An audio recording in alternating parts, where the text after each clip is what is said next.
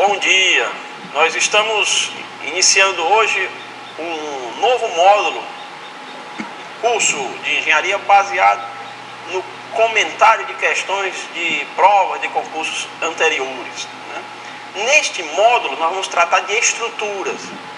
O módulo está compartimentado em 3 blocos, vamos dizer assim. Um bloco dedicado a questões de resistência de materiais, resistência dos materiais.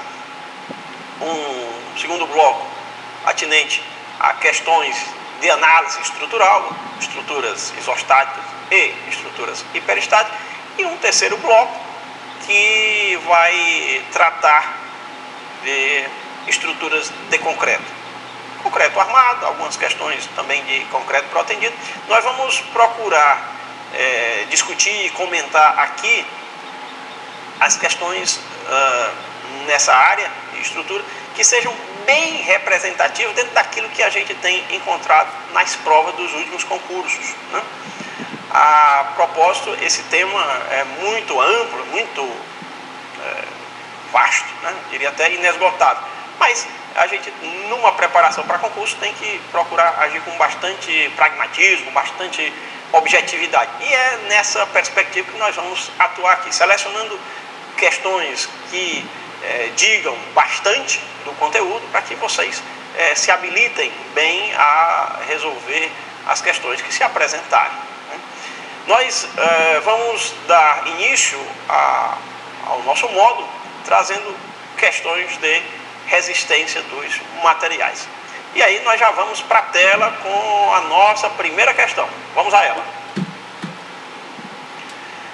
Na tela, primeira questão de resistência dos materiais. Questão proposta pela Fundação Carlos Chagas, concurso de 2010 da Assembleia Legislativa do Estado de São Paulo. Uma barra de aço com uma área de seção transversal de 20 centímetros quadrados, com um comprimento de 2 metros, submetida a uma carga axial de tração de 30 kN, apresenta um alongamento de 0,15 milímetros. Note que é compatível, né, a solicitação de tração com o efeito que é o alongamento. O que a questão nos pede é o módulo de elasticidade. Na realidade, ele está se referindo aqui ao módulo de elasticidade longitudinal, que é o conhecido módulo de Yankee, né? Módulo de elasticidade longitudinal, que a gente costuma denotar pela letra E, ou módulo de Yankee. A relação fundamental, essencial, que precisamos aqui, é a da lei de Hooke. Essa lei de Hooke, ou essa relação de proporcionalidade direta entre a tensão e a deformação. Eu digo que há uma relação direta de proporcionalidade entre a tensão a que se submete a peça e a deformação específica decorrente. E a constante de proporcionalidade vem a ser exatamente o módulo de elasticidade longitudinal. O sigma é a tensão normal e o epsilon é a deformação específica. O epsilon a gente pode expressar como variação no comprimento dividido pelo comprimento inicial. O epsilon a gente pode determinar, já que a gente conhece o alongamento, 0,15 milímetros, conhece o comprimento inicial de 2 metros. A propósito, a relação de Hooke, né, chamamos de chamar de lei de Hooke, né, ela só se aplica ao regime elástico. ou seja, enquanto a peça não tiver sofrido nenhuma deformação plástica irreversível. E graficamente eu posso representar aqui no eixo das abscissas a deformação específica, no eixo das ordenadas a tensão normal, e aqui essa reta. Enquanto estiver no regime elástico, eu tenho uma proporcionalidade direta. O módulo de elasticidade longitudinal está relacionado com a inclinação dessa reta. Eu posso dizer que é a tangente de alfa.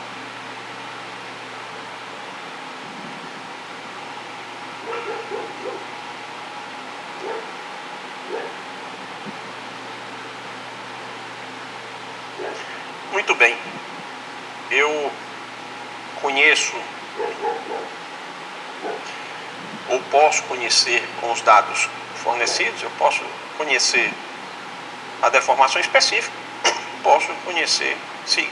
Então, vamos diretamente aplicar os valores. A tensão normal é a força dividido pela área que ela atua. A força é de 30 kN e a área de 20 centímetros quadrados. Uma recomendação básica que eu coloco aqui é que a gente procure sempre trabalhar com as unidades do sistema internacional.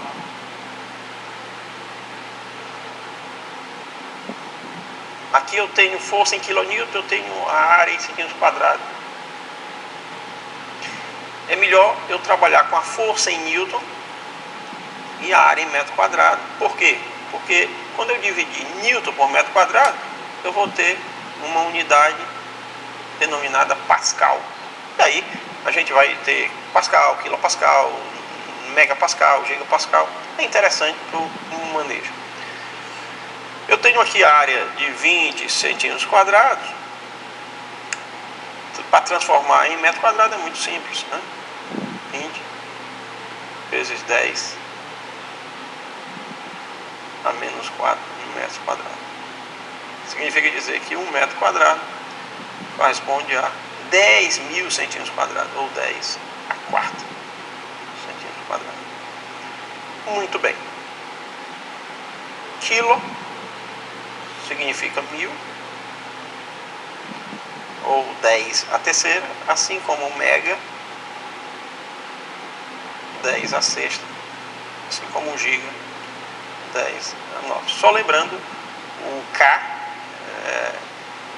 se escreve com minúsculo, né? Letra minúscula.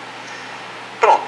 Então vou reescrever aqui o sigma já na perspectiva de encontrar a tensão em Pascal.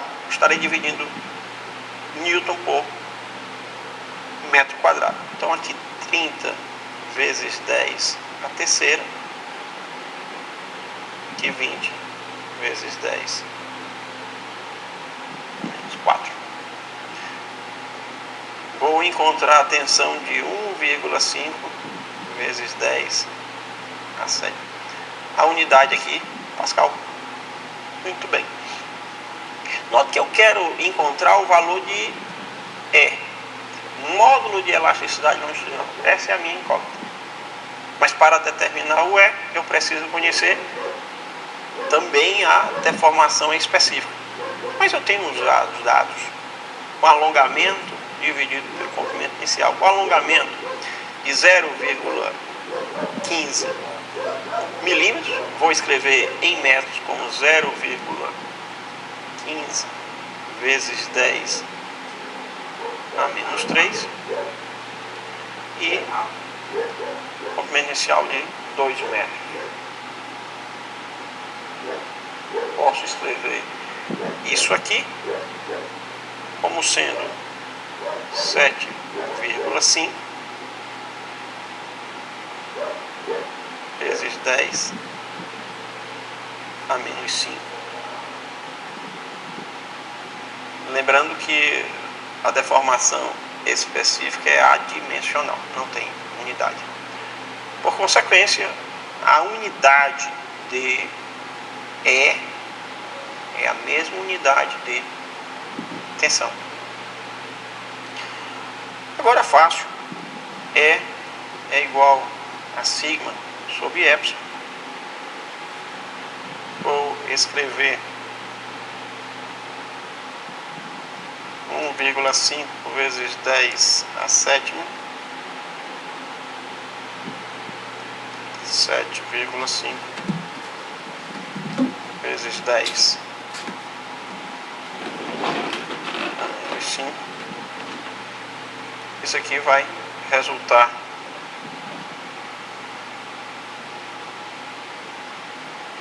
em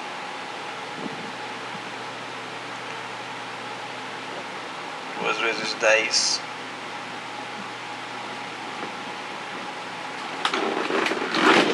elevado a 11 Pascal. Posso dizer que isso aqui é igual a 2 vezes 10 elevado a 2 vezes 10 elevado a 9. E 10 elevado a 9 é o que a gente chama de gigapascal. Daí eu vou escrever módulo de elasticidade longitudinal 200 gigapascal, compatível com o material mencionado. O material mencionado no quesito é o aço. E o aço tem uma elasticidade dessa ordem, 200 gigapascal. Daí nós vamos identificar a resposta correta na letra B. Muito bem. Já passando, meus amigos, para a próxima questão. Ainda tratando de deformação em corpo que está submetido a tensões. Eu tenho agora uma questão do concurso 2006 do Tribunal de Contas do Estado do Paraná. O prisma representado na figura abaixo encontra-se em estado triplo de tensões, diferentemente do quesito anterior, em que eu tinha apenas uma força longitudinal, uma carga axial de tração. Aqui eu tenho estado triplo. Eu tenho forças atuando em cada um dos 3 eixos, né, do espaço. Ao longo do eixo X eu tenho uma carga de 18 kN, ao longo do eixo Y eu tenho uma carga R, e ao longo do eixo Z eu tenho uma carga R. Ele pede para determinar o valor da força R se não existe deformação na direção Y. Não há nenhuma deformação. Mas como não há deformação se a força R atua ao longo desse eixo Y? Porque existe o coeficiente de Poisson, e o coeficiente de Poisson evidencia a relação entre a deformação transversal e a deformação longitudinal. A gente diz que a deformação específica na transversal dividido pela deformação específica na longitudinal, o coeficiente de Poisson sempre menor do que 0,5. Quando a gente aplica uma carga axial de tração numa barra, ao longo desse eixo longitudinal, a barra tende a sofrer um alongamento. E na transversal, ela sofre uma redução. Se, por outro lado, eu aplico uma carga compressiva nessa barra, a seção transversal tende a se ampliar. Para evidenciar esse fato, eu introduzo aqui um sinal negativo. E aqui está definido o coeficiente de Poisson. Então, qual é a deformação em X, qual é a deformação em Y, qual é a deformação em Z? A deformação em X depende da força que atua segundo esse eixo X, mas depende também das forças que atuam segundo os 2 outros eixos do triângulo. Vamos escrever aqui uma expressão que generaliza, né? Eu lembro que sigma é igual a E vezes epsilon. Então posso dizer que epsilon, deformação específica, é sigma dividido por E. Mas eu tenho ali sigma x, sigma y e sigma z. Qual é o epsilon resultante? É a soma. Eu tenho uma deformação decorrente de sigma x, tem uma deformação decorrente de sigma y, tem uma deformação decorrente de sigma z, segundo cada um daqueles três eixos. Então vamos escrever a expressão completa. Epsilon x é igual. O que é epsilon x? É a deformação específica ao longo do eixo x. Eu tenho isso em decorrência de sigma x, em decorrência de sigma y, em decorrência de sigma z. Em decorrência de sigma x, epsilon x vai ser sigma x dividido por E. Em decorrência de sigma y, vai ser menos o coeficiente de Poisson multiplicado por sigma y dividido por E. E, em consequência de sigma z, ser menos o coeficiente de Poisson vezes sigma z dividido por E. Essa é a expressão de epsilon x. Para epsilon y, de forma bem semelhante,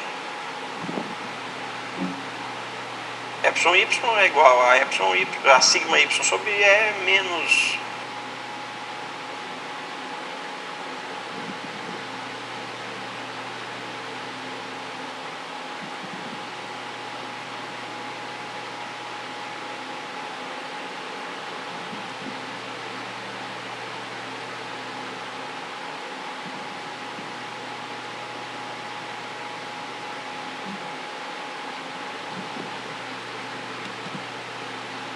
coeficiente de Poisson vezes sigma x sobre E menos coeficiente de Poisson sigma z sobre E.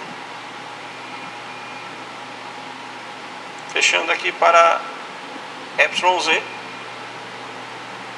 vai ser sigma z sobre E menos coeficiente de Poisson sigma x sobre E menos coeficiente de Poisson sigma z sobre E. Vamos organizar aqui, tornar mais elegante as expressões. Epsilon x, coloco em evidência o modo de elasticidade.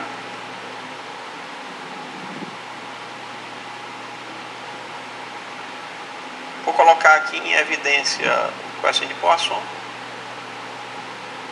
E dentro do parênteses, as tensões segundo os outros dois eixos. Se eu estou calculando em x, dentro do parênteses aqui, eu considero as tensões segundo os eixos y e z. Epsilon y é igual a 1 sobre E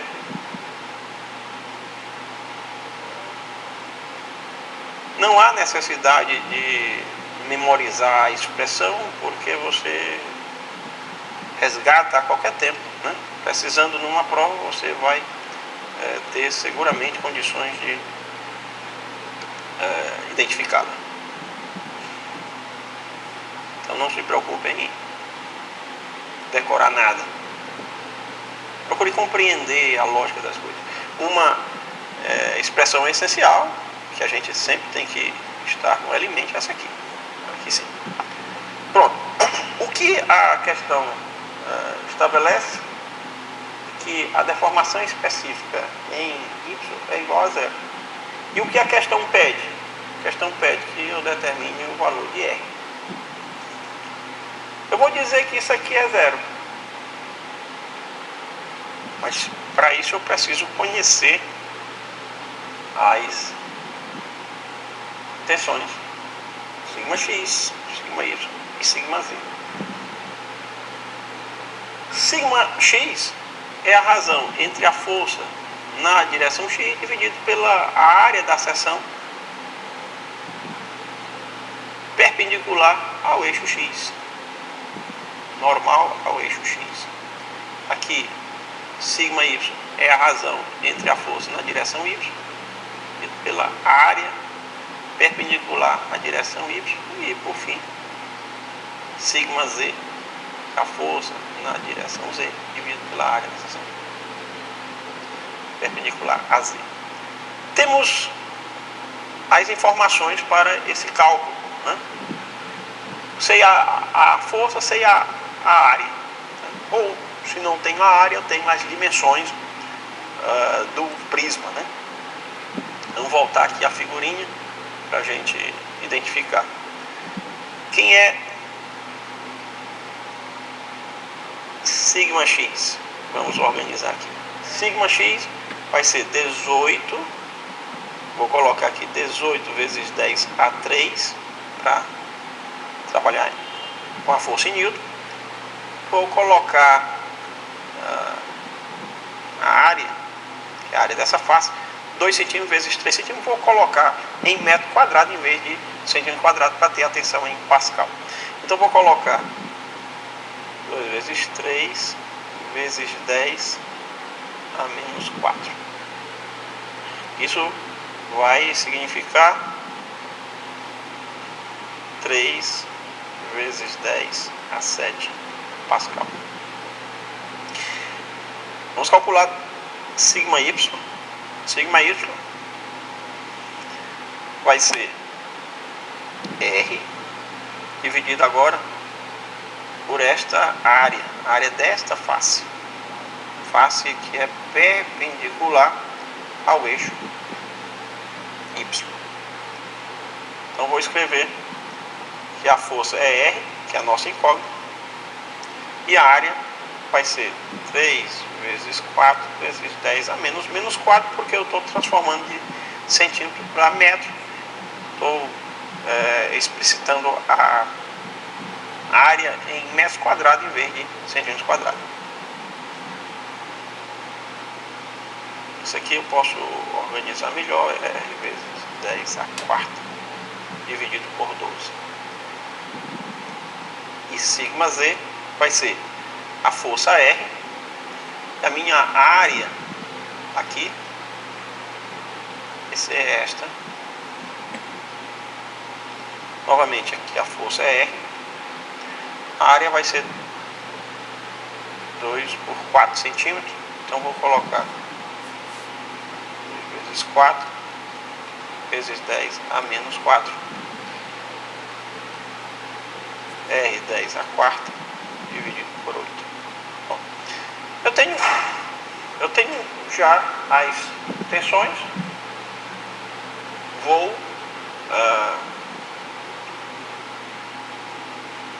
aplicar na expressão de epsilon y. Aqui eu tenho 3 vezes 10 a 7 Pascal. Aqui eu tenho R sobre 12 vezes 10 a quarta Pascal. E aqui eu tenho R sobre 8 vezes 10 a quarta Pascal. Pronto.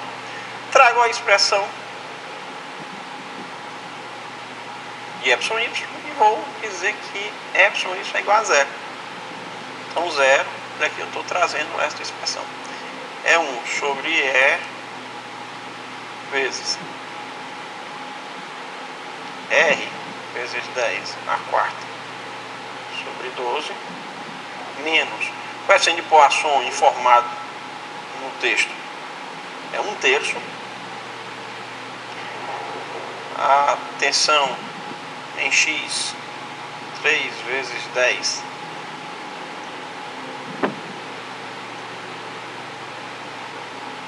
a sétima. Tensão em Z é sobre 8 vezes 10 na quarta.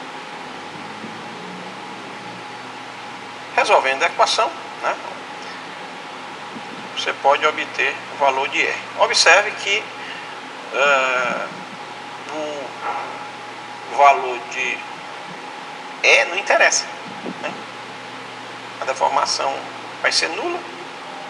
Eu estou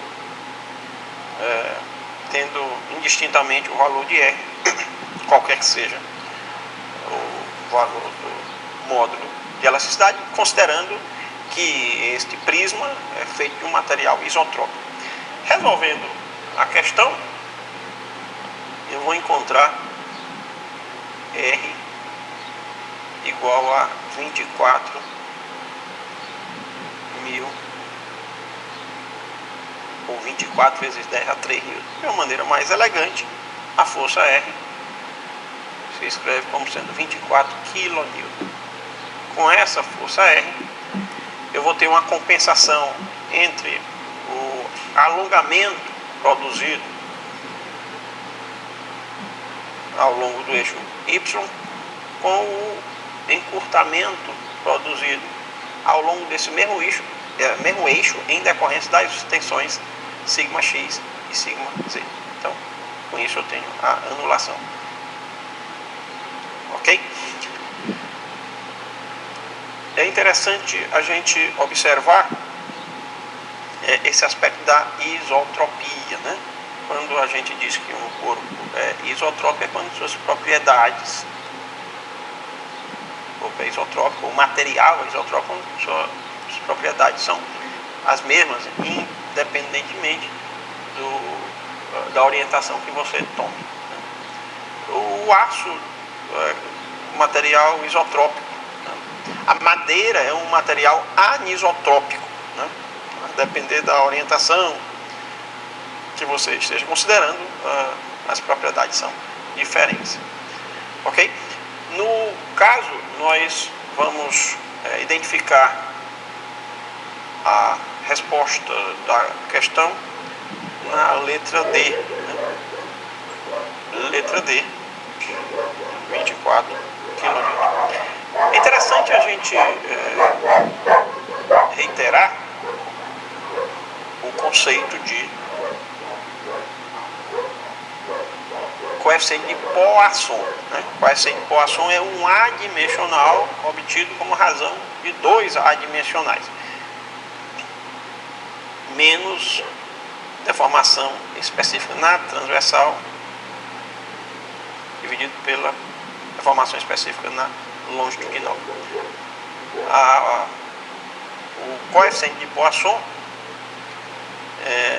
indica que quando eu alongo num sentido por uma ação de força, eu estou, por essa mesma tensão, proporcionando uma redução, um encurtamento na transversal. O coeficiente de Poisson ele é sempre menor do que 0,5. Vale a pena a gente observar isso. Um conceito importante também, que merece ser enfatizado, é que quando a gente fala em módulo de elasticidade, existe um módulo de elasticidade longitudinal e o módulo de elasticidade transversal. Essas duas grandezas estão relacionadas. O módulo de elasticidade transversal é sempre menor do que o módulo de elasticidade longitudinal. E a relação entre elas envolve o coeficiente de Poisson. O módulo de elasticidade transversal é G. O módulo de elasticidade longitudinal dividido por 2 vezes 1 mais o coeficiente de Poisson.